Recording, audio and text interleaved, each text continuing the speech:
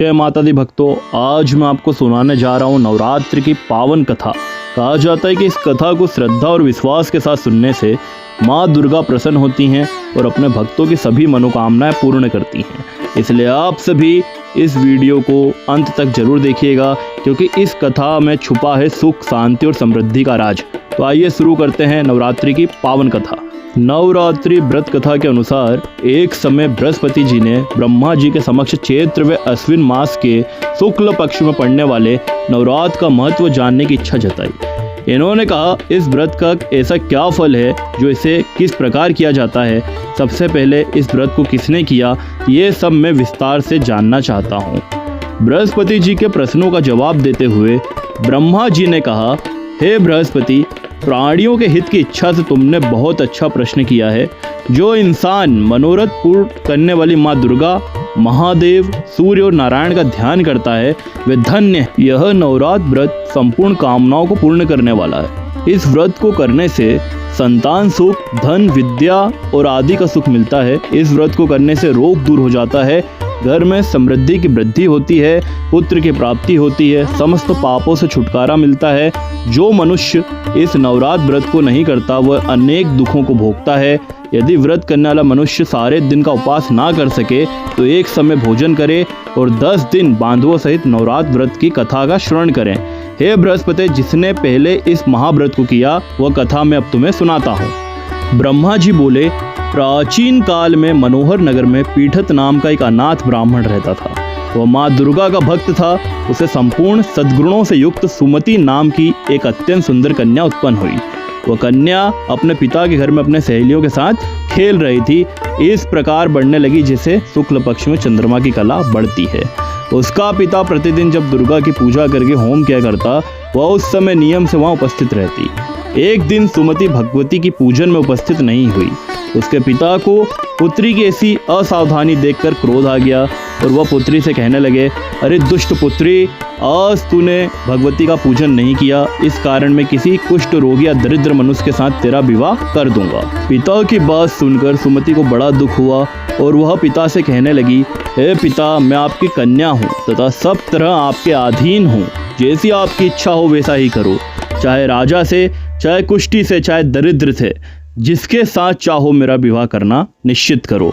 जो मेरे भाग्य में लिखा होगा वही होगा, क्योंकि कर्म करना मनुष्य के अधीन है, पर फल देना ईश्वर के अधीन है। इसी के साथ क्रोधित ब्राह्मण ने अपनी कन्या का विवाह एक कुष्ठी के साथ कर दिया और अत्यंत क्रोधित हो पुत्री से कहने लगा, हे पुत्री, अपने कर्म का फल भोगो, देखो भाग्य के भरोसे रहकर क्या करती हो।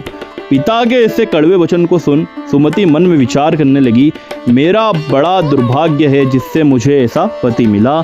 इस तरह अपने दुख का विचार करती हुई वह कन्या अपने पति के साथ वन में चली गई और डरावने कुशायुक्त उस निर्जन वन में उन्होंने वह रात बड़े कष्ट के साथ काटी। उस गरीब बालिका की ऐसी दशा को देखकर देवी भगवती ने पूर्व पुण्य के प्रभाव से प्रकट हो सुमति से कहा, हे दीन ब्राह्मणी, मैं तुझसे प्रसन्न हूँ, तुम जो चाहे मुझसे मांग लो। भगवती दुर्गा का यह वचन सुन ब्राह्मणी ने कहा, आप कौन हैं वह सब मुझसे कहो।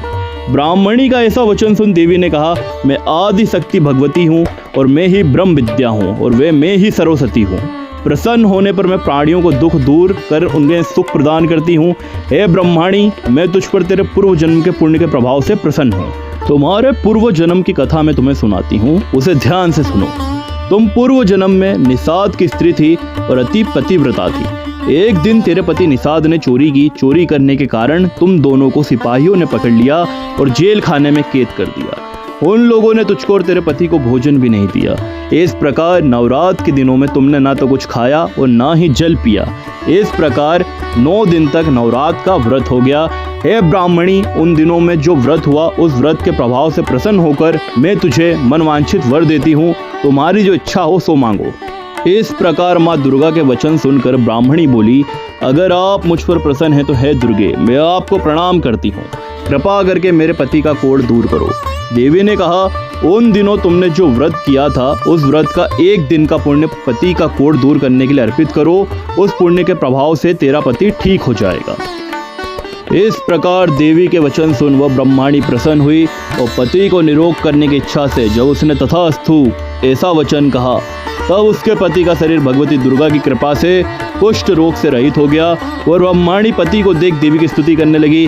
हे दुर्गे, आप दुर्गति को दूर करने वाली, तीनों लोगों का संताप हरने वाली, समस्त दुखों को दूर करने वाली, रोगी मनुष्य को निरोग करने वाली, प्रसन्न होने पर मन वांछित वर देने वाली और दुष्टों का नाश करने वाली जगत की माता हो। हे अम्बे, मुझ निरपराध अबला को मेरे पति ने कुष्ठ मनुष्य के साथ विवाह करके घर से निकाल दिया था, जिसके कारण से मैं वन में विचर रही थी। आपने मेरी इस विपदा से उद्धार किया।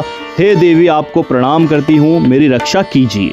उस ब्रह्माणी की ऐसी स्तुति सुन देवी बहुत प्रसन्न हुई और ब्रह्माणी से कहा, हे ब्राह्मणी, तेरा उदालय नामक अति बुद्धिमान धनवान कीर्तिमान पुत्र शीघ्र उत्पन्न होगा। ऐसा वर देकर देवी ने ब्राह्मणी से फिर कहा, जो कुछ तेरी इच्छा है वह आज मांग ले। सुमति ने कहा, हे भगवती दुर्गे, अगर आप मुझ पर प्रसन्न हैं तो कृपया मुझे नवरात्र व्रत की विधि का विस्तार से वर्णन करें। ब्राह्मणी के वचन सुन माँ दुर्गा ने कहा, हे ब्राह्मणी, मैं तुम्हें संपूर्ण पापों को दूर करने वाले नवरात्र व्रत की विधि बतलाती हूँ। चैत्र मास के शुक्ल पक्ष की प्रतिपदा से लेकर 9 दिन तक व्रत करें। यदि दिन भर का व्रत ना कर सकें तो एक समय भोजन जरूर कर लें। शुभ मुहूर्त में घट स्थापना करें और वाटिका बनाकर उसको प्रतिदिन जल से सींचे। महाकाली, महालक्ष्मी और महासरस्वती की मूर्तियां स्थापित कर उनकी विधि सहित पूजन करें। विजोरा के फल से अर्घ देने से रूप की प्राप्ति होती है। जाय फल से अर्घ देने पर कीर्ति दाग से कार्य की सिद्धि होती है। आंवले से सुख की प्राप्ति और केले से अर्घ देने से आभूषणों की प्राप्ति होती है। इस प्रकार पुष्पों व फलों से अर्घ देकर व्रत समाप्त होने पर 9वें दिन विधि विधान हवन करें। खांड, घी, गेहूं, शहद, जौ, तिल, बेल, नारियल, ताक और कंदम जैसे विभिन्न सामग्रियों से हवन करें। आंवले से कीर्ति की और केले से पुत्र की, कमल से राज सम्मान की और ताकों से संपदा की प्राप्ति होती है। खांड, घी, नारियल, शहद, जौ, तिल तथा फलों से होम करने से मनोवांछित वस्तु की प्राप्ति होती है। व्रत करने वाला मनुष्य इस विधि विधान से होम कर आचार्य को अत्यंत नम्रता के साथ प्रणाम करे और यज्ञ की सिद्धि के लिए उसे दक्षिणा दे। इस प्रकार बताई हुई विधि के अनुसार जो व्यक्ति व्रत करता है उसके सब मनोरथ सिद्ध होते हैं, इसमें तनिक भी संदेह नहीं है। इन 9 दिनों में जो कुछ दान आदि दिया जाता है उसका करोड़ों गुना फल मिलता है। इस नवरात्र व्रत करने से अश्वमेध यज्ञ का फल मिलता है। ए ब्राह्मणी, इस संपूर्ण कामनाओं को पूर्ण करने वाले उत्तम व्रत को तीर्थ, मंदिर अथवा घर में विधि के अनुसार करना चाहिए। फिर ब्रह्मा जी ने बृहस्पति जी से बोला, इस प्रकार ब्रह्माणी को नवरात्रि व्रत विधि बताकर देवी अंतर्ध्यान हो गई। अतः जो मनुष्य या स्त्री इस व्रत को भक्ति पूर्वक करता है वह इस लोक में सुख प्राप्त कर अंत में मोक्ष की प्राप्ति को पाता है। ब्रह्मा जी बृहस्पति जी से कहते हैं, यह इस दुर्लभ व्रत का महत्व जो मैंने तुम्हें बताया है। ऐसा सुन बृहस्पति जी आनंद से प्रफुल्लित हो गए और कहने लगे, हे ब्रह्मदेव, आपने मुझ पर अति कृपा की जो मुझे इस व्रत का महत्व सुनाया।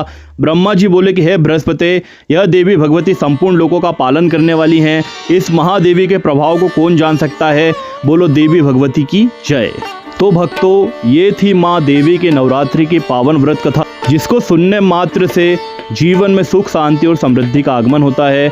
अगर आपको ये कथा अच्छी लगी हो तो इसे अपने दोस्तों के साथ, परिवार के साथ जरूर शेयर कीजिएगा और माँ दुर्गा की कृपा सब पर बनी रहे। इसके लिए हमारे चैनल को सब्सक्राइब करना बिल्कुल मत भूलिएगा। जय माता दी।